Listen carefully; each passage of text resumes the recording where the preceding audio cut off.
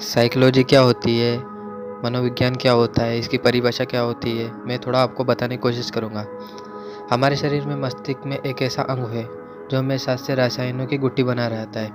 हाँ, शायद Sigmund Freud वह व्यक्ति थे जिन्होंने सर्वप्रथम इस बात को सबके समक्ष लाया था कि पशु, पक्षी और मानव के दिमाग एक खास प्रणाली में कार्य करते हैं, जिसके बारे में अध्ययन करके हम कुछ मूल सिद्धांतों का पता कर सकते हैं। मतलब कि इनके बारे में थोड़ा हम विस्तार से पढ़ के, विस्तार से सोच कर हम कुछ होने वाले कार्यों को हम पहले पता लगा सकते हैं। सिद्धांतों के आधार पर मनुष्य के मस्तिष्क और उसके व्यवहार का एक अंदाज़ा लगाया जा सकता है। इन सभी बातों ने साइकोलॉजी को एक वैज्ञानिक स्तर पर स्थान दिया है। कोशिश करूंगा आगे इसके बारे में और अच्छे से बताने की कि कई लोगों को लगता है कि साइकोलॉजी पढ़ने से हम लोगों की मन की बात को जान सकते हैं। यह बात कुछ हद तक सही भी है, क्योंकि साइकोलॉजी हमें बताता है कि किस प्रकार के फैसले मनुष्य किस स्थिति में लेता है और मनुष्य के लेने के वाले फैसले और उसके कार्यों में किस प्रकार की समानताएं होती है। इन सभी बातों को विस्तार पूर्वक समझाने की कोशिश और कर रहा हूँ। मनोविज्ञान का अर्थ मैं आपको बताता हूँ कि मनोविज्ञान का अर्थ क्या होता है। साइकोलॉजी का अर्थ दो शब्दों से मिलकर बना होता है, साइको और लोगोस। कोई अलग साइकोलॉजी भी बोलते हैं, ठीक है, लेकिन सच ये है कि साइको और लोगोस ये दो शब्द होते हैं, ठीक है। ये साइकोलॉजी से मिलकर बना होता है, ठीक है। साइको का अर्थ होता है आत्मा और लोगों का अर्थ होता है अध्ययन होता है। लोगों का अर्थ अध्ययन, साइको का मतलब आत्मा होता है, अर्थात आत्मा का अध्ययन करना ही मनोविज्ञान कहलाता है। आत्मा का अध्ययन करना ही क्या कहलाता है? मनोविज्ञान कहलाता है। हर व्यक्ति को किसी न किसी ऐसे साइकोलॉजी से गुजरना होता है जिसे ठीक से आध्यात्मिक समय लग जाता है, इसी को ही साइकोलॉजी कहते हैं। डेफिनेशन बोले तो अगर डेफिनेशन में बताऊं आपको तो साइकोलॉजी का अर्थ दो शब्दों से मिलकर होता है। ये बता दिया मैंने आपको कि साइको होता है, लोगोस, ये दो साथ मिलकर साइकोलॉजी का निर्माण करते हैं, दो शब्द मिलकर। साइको का अर्थ आत्मा होता है और लोगों का अर्थ अध्ययन होता है, अर्थात आत्मा का अध्ययन करना ही मनोविज्ञान कहलाता है। इसे आप साइकोलॉजी की डेफिनेशन में भी यूज कर सकते हैं। हर एक व्यक्ति को किसी न किसी ऐसे साइकोलॉजी से गुजरना होता है, ये भी मैंने आपको बताया, ठीक है। आध्यात्मिक समय लगता है इन चीज़ों में, ठीक है, एक समय के साथ सोचना, इसी को साइकोलॉजी कहते हैं, ठीक है। साइकोलॉजी क्या है? सरल भाषा में कहे तो साइकोलॉजी एक पढ़ाई है। सरल भाषा में अगर मैं कहना चाहूँ अपने हिसाब से तो एक पढ़ाई है। इस पढ़ाई में मानव मस्तिष्क के बारे में पढ़ाया जाता है। हमारा मस्तिष्क किस प्रकार कार्य करता है इसके बारे में जानकारी देते हुए इस तरह की पढ़ाई में आपको बताया जाता है। पशु कैसे, पक्षी कैसे, मानव किस प्रकार, ये सब फैसले लेते हैं, किस परिस्थिति में लेते हैं, ठीक है, और इन फैसलों के नतीजे क्या होते हैं, ये सब साइकोलॉजी के अनुसार हम पहले अध्ययन कर सकते हैं या उनके पहले कल्पना कर सकते हैं। हमारे रोजमर्रा के जीवन में बीती हुई घटना हमारे अस्तित्व को किस प्रकार बदलता है और इन सभी से मस्तिष्क पर कैसा असर पड़ता है। इसके बाद इन सब में सबसे कैसा उभरा जाता है, बाहर कैसे निकला जाता है, इसकी विस्तार पूर्व जानकारी और मैं आपको बताने की कोशिश कर रहा हूँ।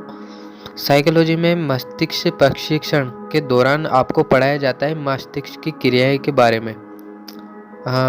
शायद संवेदना, अवधान, चिंतन जैसे कुछ जरूरी कार्य हैं जो हमारे मस्तिष्क से करता है। हमेशा इसे यह चिंता का विषय बना रहा है कि आखिर मानव मस्तिष्क किस प्रकार कार्य करता है।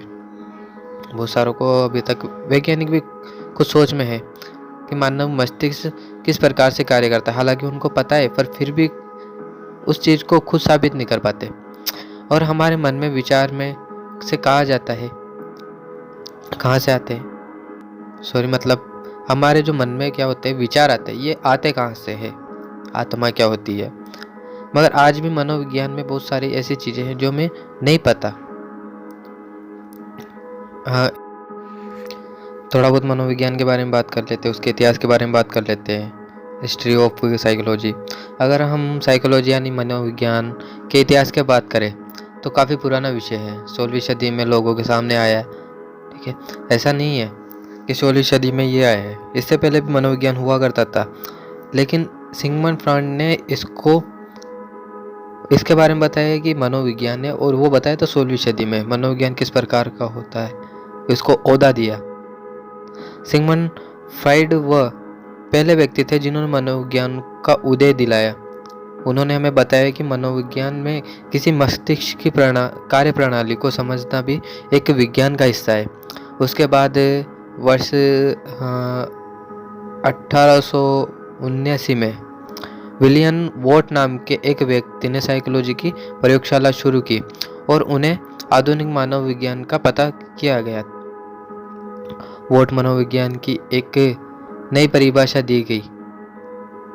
उन्होंने कहा कि व्यक्तियों के आपसी व्यवहार और उनके संबंधों के अध्ययन को मनोविज्ञान कहा जाता है। ये उन्होंने बताया था कि आपसी व्यवहार, आपस का जो व्यवहार संबंध है, अगर उनके बारे में हम अध्ययन करते तो वह मनोविज्ञान कहलाता है। इस प्रकार वक्त के साथ मनोविज्ञान के अनेकों परिभाषा हमारे समक्ष आए।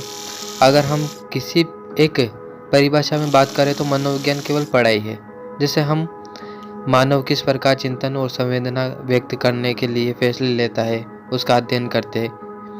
इस अध्ययन को पहले समाज में विज्ञान का स्तर नहीं मिला था।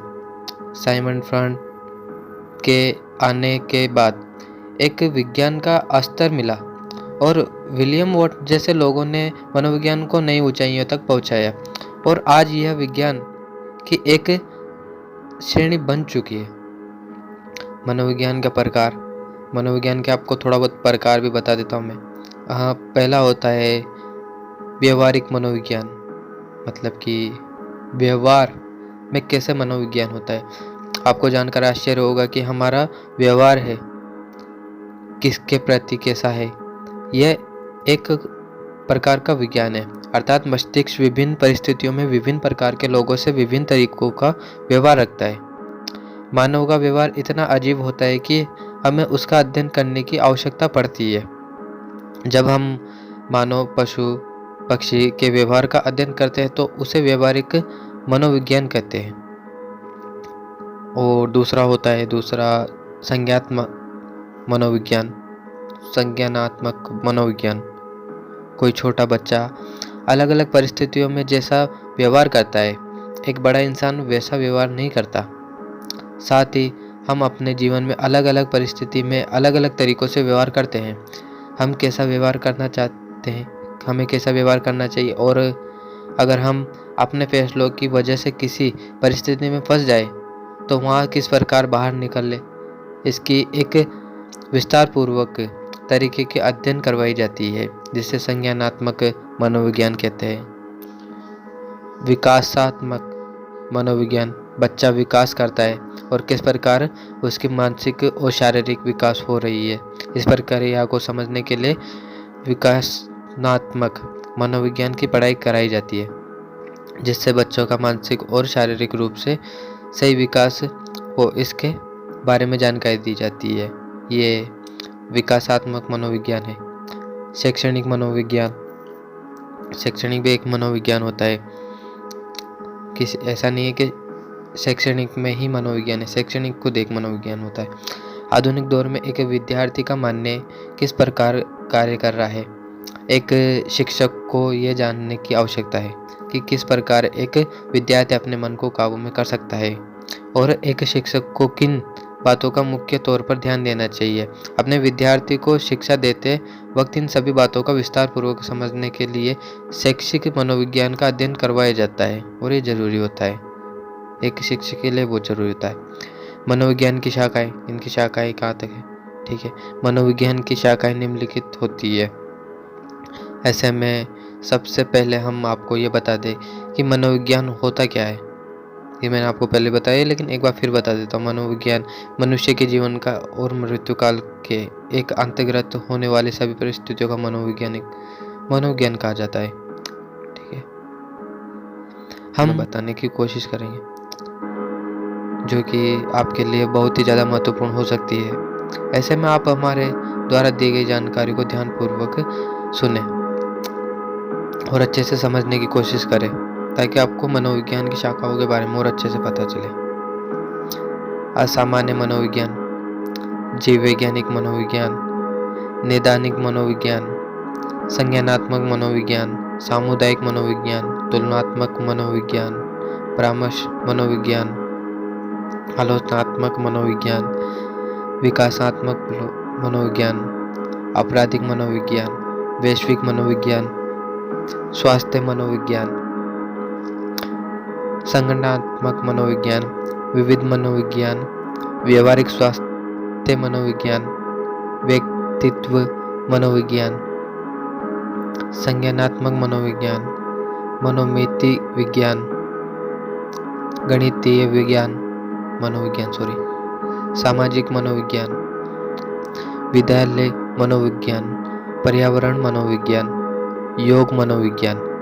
अब ये ऐसे शाखा हैं जिनको आप पढ़ के एक साइकोलॉजी के बहुत बड़े, मतलब कि एक अच्छे टीचर या एक शिक्षक बन सकते हो। इसको जान के आप दुनिया के बारे में बहुत कुछ व्यवहार वगैरह, लोगों में कैसे चाल चलन होता है, लोगों का व्यवहार कैसा होता है, हमें कहाँ पे क्या कौन से फैसले लेने चाहिए, कहाँ गलत है कहाँ सही है, बहुत सारी चीज़ों की जानकारी, मतलब कि आप 45% आप इन चीज़ों से साइकोलॉजी मनोविज्ञान के बारे में पता लगा सकते हैं। बाकी आपको अगर मेरी बातें समझ में आई हुई तो चैनल को सब्सक्राइब कीजिए और लाइक कीजिए, बेल आइकन प्रेस जरूर कीजिए, ताकि वीडियो की नोटिफिकेशन आपको हमेशा मिलती रहे। बाकी अगर आपको साइकोलॉजी से जुड़ी कोई और जानकारी चाहिए तो मुझे कमेंट कीजिए, ताकि मैं आपको आगे और कुछ बताने की कोशिश करूँ जो आप जानना चाहते हैं।